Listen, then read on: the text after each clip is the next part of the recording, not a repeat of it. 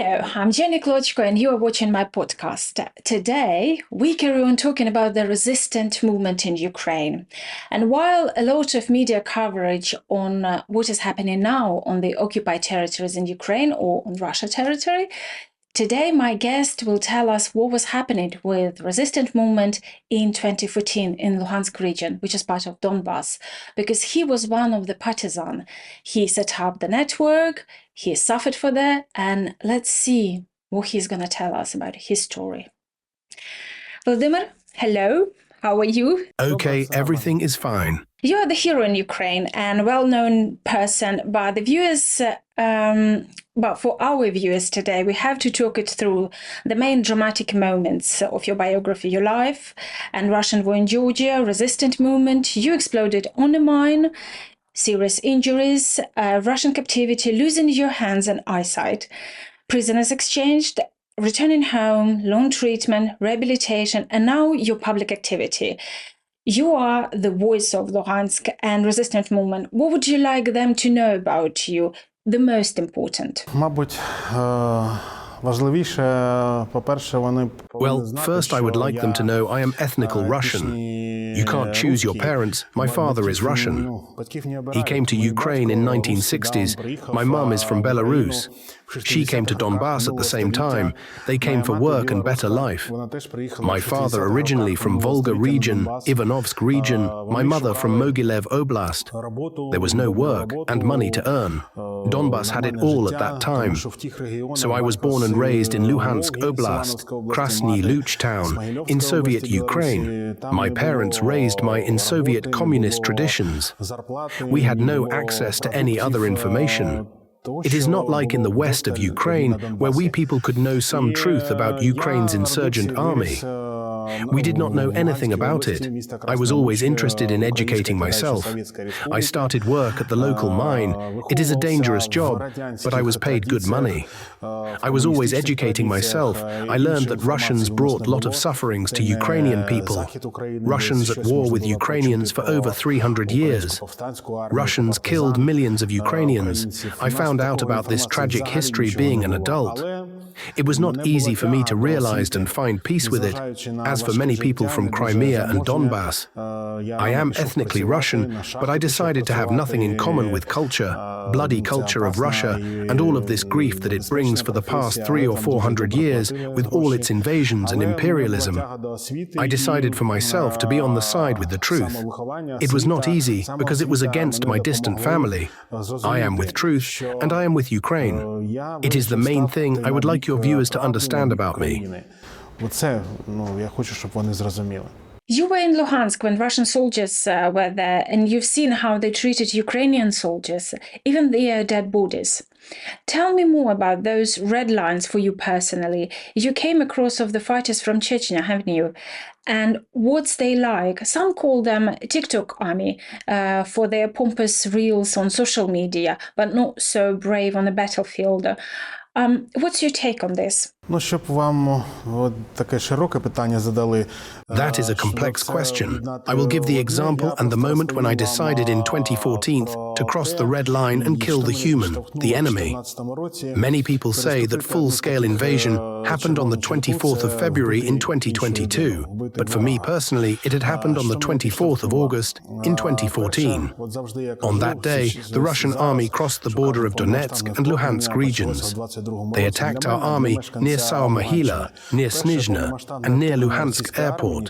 It is when the Russian regular army invaded Ukraine. On the 25th of August, the servicemen of Ryazan Paratrooper Division from Russian Federation approached Luhansk. Those were battalions from Chechnya and Dagestan. 2 days before them, Ukraine's Zhytomyr Brigade liberated us, but when Putin had seen this success, he sent his regular army. It is how the fighting had started back then. Ukraine's army 10 years ago, it was boys of 18 and 19 years old. They had no military experience. They were not ready for the war. They resisted as much as they could. Russians were mature and professional army. Average age 30-40 years old men. They had experience of Chechen war. Ukrainian army had to retreat. I remember we came in the morning after the battle. There were lots burned Ukraine's armored vehicles, injured and killed soldiers. Russians from Ryazan were interrogating them. I witnessed when they were making photographs and videos with their smartphones on the battlefield, but one of them gave his phone to make a photo while he stepped on dead Ukrainian soldier. I am sorry every time I remember this. I can't hold my tears. So he stepped on a dead soldier, lifted his machine gun and posed for a picture. I could not look at that. I stood out of a crowd of people, approached him and asked if he had a mother, where are coming from? He died already, leave him be. I said, I asked to stop torturing the injured soldiers. They need medical help. They are bleeding. What are you doing? You are not human. You are animals. They did not do anything to me. After that, I got together with my mates. We already had weapons by that time. We bought it from the Russian Cossacks on the black market. We the locals were buying it to defend ourselves and our families. I offered my mates to do something about it. It was war, presence of the regular Russian army and the occupation. We had to do something more than just defend our families. I offered to resist. At that time, Russian army was trying to hide their tanks from journalists and media. As you remember, they were saying it's not them. Russian narrative was that only volunteers were there, but not the regular army. They hid tanks outside the cities, so they created the big camp not far from our town. There were tanks, armored vehicles, and artillery systems. They were staying there. My mates and me took our machine guns. We had Kalashnikovs, and we attacked them in the middle of the night. It was our mission. We remember every corner, every lake or river there from childhood. So we came as close as we could, and shooting at them and ran away. That's how I crossed my own red lines. The behavior of the Chechens and Kadyrov's guys made me so angry, and I was ready to kill. It was extremely hard for anybody to cross this line. I was struggling as well. But when I saw what they were doing to our boys, it pushed me to make the first step. After that, we started to resist and destroy Russians. What is like the Luhansk region? Let's give context for the viewers. If you would characterize this part of Ukraine that has been occupied since 2014, how easy was it for the Russians to take control, not only militarily, but mentally as well? Were there attributes of Russian world before the invasion? What kind of attributes? And would you agree the majority of people in Lugansk, they were nostalgic about Soviet Empire? Well, in 14, nobody was preparing for the war. I have to explain the context local political of those regions. Since 1997, it felt like these two oblasts were on separate paths, even within the independent Ukraine. The factual power in Luhansk belonged to the local politician Yefremov. And in Donetsk, former criminals who made their way to politics, Yanukovych and Akhmetov. Those people played the main part here. It did not matter what were the names of the authorities, because they ran this part of Ukraine. They were supporting Russia. They had strong business connections with Russia. So they made money on connections with Russia and spent money on Russian cultural centers and movements within the regions. They supported all of the attributes of the Russian world on the Ukrainian territories, especially support of the Russian language and Russian television, films, media. These politicians did everything to make the local citizens to feel culturally closer to Russia. Let's not forget about economical struggles at that time. Many people had to go to make money on the reconstruction in Moscow, St. Petersburg. Then they were returning to Ukraine and telling stories how wealthy and prosperous Russia is. I knew that life in Moscow and St. Petersburg, does not reflect the life of the whole country. So there were false speculations that life in Russia is better. But still, 60% of the local people, they were indifferent, they did not care at all, were lethargic and passive. When everything had started, they stayed at home and did not protest. Honestly, 60% of people had no interest in politics. The rest of 40%, where 15% openly supported Ukraine and the 25% openly faux Russia. Russians used the situation that people did not come to protest, just stayed at home and watched everything through the window or on TV.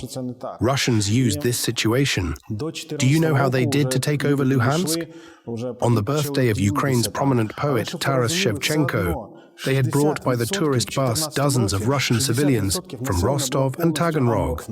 They created the picture for Russian TV, pretending that these people are local, and they raised against Maidan and the new Ukrainian government.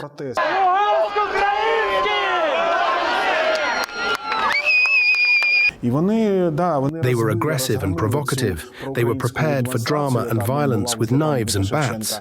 They attacked the pro-Ukrainian demonstration, which usually gets together on the Shevchenko's Day near his monument. The majority of people were terrified because did not defend them. People were beaten, broke their bones. People were defenseless against that aggression of Russians.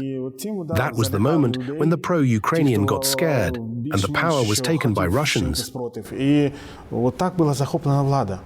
You call yourself on social media a partisan from Luhansk. When the war started in 2014, you lived abroad. Why did you come back and started the resistance movement? You mentioned some of that, but your resistance movement in Luhansk, which is now occupied by Russians, how it all started? First time in 2014, I came to see what was going on Maidan in January. I went to Kiev. I talked to the people. I realized that was people's protest. Nobody paid them like pro-Russian businessman Akhmetov when he organized anti-Maidan together with Yefremov, only for money. Maidan in Kiev was people's rebellion. Then second time, I visited Ukraine when I came to see my mother on Easter in April. At that stage, the Russian supporters took over the police and the SBU stations. They built the barricades. They had no weapons yet, but the first checkpoints were created on the crossroads and in the cities. I realized that it was going to be the same what Russians were doing in Chechnya, Georgia, Nagorno-Karabakh. I didn't think about resistance movement or partisans in Sprint of 2014. Everything had started when I realized that war came to my home. That is why I decided to do something about it. First, I wanted to organize Maidan in Luhansk. As a businessman, I knew many people there. But many of my friends have started being killed. One of my friends was killed and left not far from Rovenki. His hands were tightened behind and he was shot in head. His body was left near the road. Second friends the same way was killed and left in the forest near Krasnodon. We realized we could not organize Maidan, and they would have killed us one by one. We needed to protect our families. At that point, we did not have the proper weapons. To our defense, we had knives, bats, and maybe a hunting rifle. But on the 4th of May 2014, Russian army entered Luhansk. At night on the 4th of May, the general of Don Cossacks Kozitsinin, together with assault unit, took over town Antratsit. They took control of the police station, all the weapons. Then they entered our town Krasny Luch and took the weapons and the police station building. This general gave the weapons to the locals who supported him. The occupation has begun. It felt like Stalin's times. They started to terrorize influential pro-Ukrainian people. Russians would always come during nighttime on the black cars, broke the doors, tortured people, robbed them. If the man would still resist and would not support Russia, they would rape his wife right there. If he resists after that, then he would have been taken to the far village with deep holes in the ground and would be shot, killed, and buried there.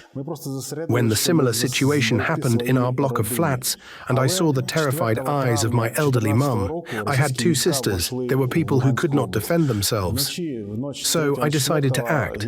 I had some savings, evacuated my mother and wife to Georgia, where I had house as well, then returned and organized people to defend ourselves, because Russians were robbing us all the time. By July, there was nothing left to rob. Many people escaped and hid cars and everything valuable they had. Then our local so-called Cossacks started selling the weapons. So I would go to Ukraine's territory, take out cash, or went to Georgia and brought from there up to 10,000 euros and started buying the weapons.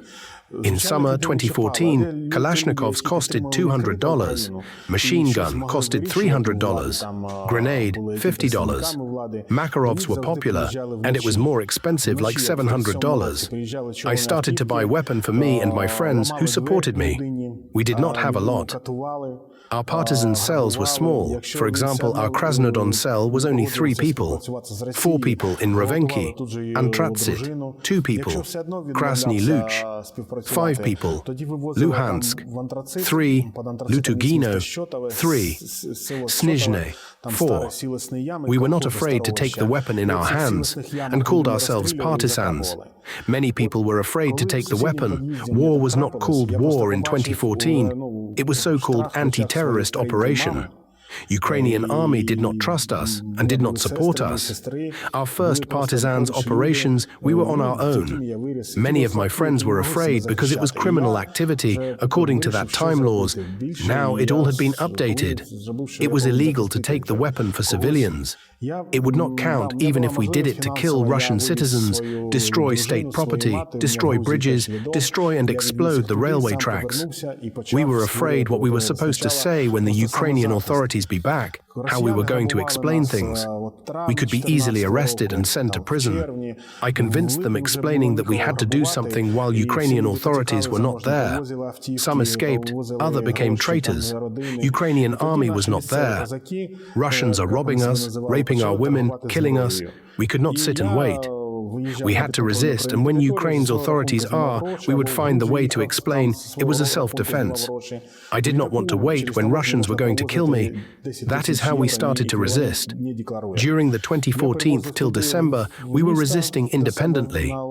We attacked during nighttime when Russians crossed the border. They always did it when it was dark. They would usually cross the border in 10 or 20 vehicles. We were shooting at them. We exploded the roads.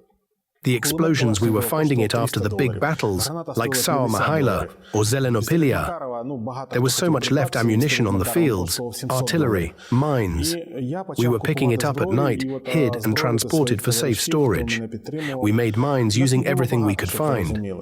Also, at the black market, we could buy the detonators and put together with a few bits, which you can buy in any shop, and you have your explosion.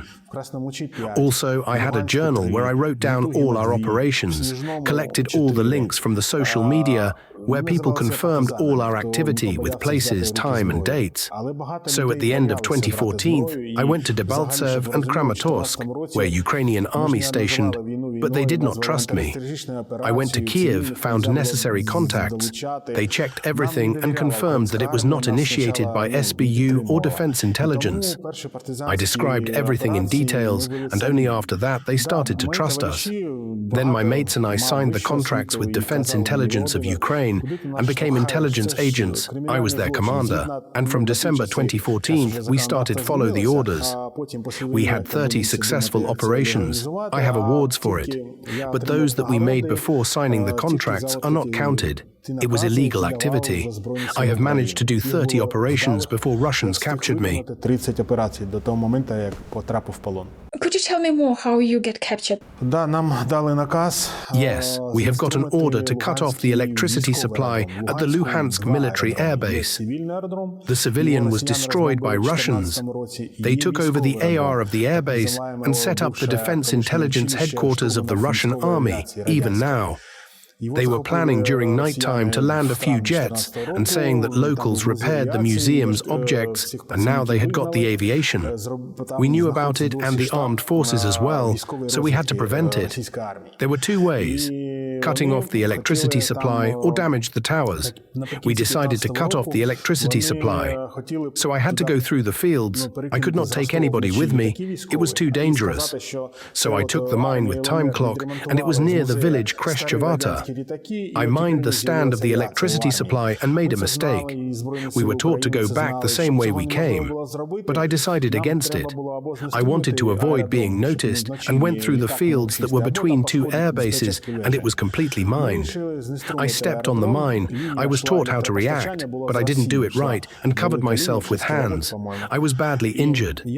Russians heard the explosion and I was captured. Took me to the hospital, cut off my arms. I had an eye surgery. There were internal injuries. However, next day the mine I had planted exploded, and my mission was completed successfully, later I was told. I left the traces, and they understood that I was involved with that activity. After that, Russians started torturing me and interrogating. My smartphone also had chats with my handlers from the armed forces of Ukraine. It was the beginning of tortures and interrogations. That is how I was captured. How difficult was the torture? I was a mature person when I was captured. If I was younger, like 18th or 19th, they could break me. I was 45, self-sufficient adult. My life was never easy, so I am tough. It had probably saved me. Also, mentally I was prepared to die or being captured. If being honest, I was not ready to be so badly injured. It was horrible to lose eyesight and my arms. I lost my health. I did not expect this. I thought of a quick death, a few seconds and you are dead. I did not prepare myself for the sufferings. It was the hardest for me. In a month I found the way to deal with it. Interesting enough, when Russians had seen that I did not beg them or betrayed my country and my friends, in about 4 months, Russians' FSB officers started to respect me. I had got respect even from the police in the prison. They betrayed Ukraine, but I did not. It gave me the emotional satisfaction. They allowed me to call my wife and let her know I was captured. So you returned after a year in captivity, blind and without your hands. Yes, I was exchanged in a year. They tried to break me mentally. I was not in the hospital. I was in the prison cell. Typical filthy cell. I was surrounded by criminals. It was very damaging for my health. They exchanged me because they thought I was going to die. Ukrainian doctors were helpless, so authorities negotiated to send me for treatment and recovery to Germany. I am very grateful to the Mr. Steinmeier and German government to take care of me. I had more than 6 surgeries. They returned a bit of eyesight. Every operation I had in captivity, I was redone. They made prosthetics for me. So when I returned home to Kyiv, I felt almost like a normal person. I learned everything from the scratch with these prosthetics. It was tough, but I was supported by the Ukrainian government and my family. I needed that emotional support. I had savings and didn't need financial help. It took 3 years of my life. Russian didn't break me, but my health needed doctor's assistance and lots of pills. Ukraine didn't have the rehabilitation programs at that time, like NATO has. Some steps towards these programs started to appear in 2017. I found the way how to save myself. I overloaded myself with work. I started to work with kids, telling them about the war, tell them the truthful history of Ukraine, about Donbas without Russian narratives and lies. Donbas was always territory of Ukrainian people. Of course, I tell them about my partisan war. It is my part in their patriotic behavior. This work with children helped me to recover and feeling good again, being part of society. I watched your videos where you stand next to guard system and tank and guide how partisan on the occupied territories can damage or destroy it. Have you had response and feedback on them? It's forbidden, and these people can't get in touch until the war is over. Some people who were noticed by FSB left the occupied territories. I met this guy. He was from Luhansk region, Stakhanov town, his call sign Shidny. Also Alexei Sazanovich from Krasnodon. We shared experience and talked the first moments when hands were shaking, or how to hide and not being noticed after conducting the operations. If we compare the partisans' war, which started since the full-scale invasion in Zaporizhia and Kherson regions, was different from our war. These partisans were trained and prepared, and the weapons they had more professional. Mines were American, small, easy to use. Everything is more sophisticated now.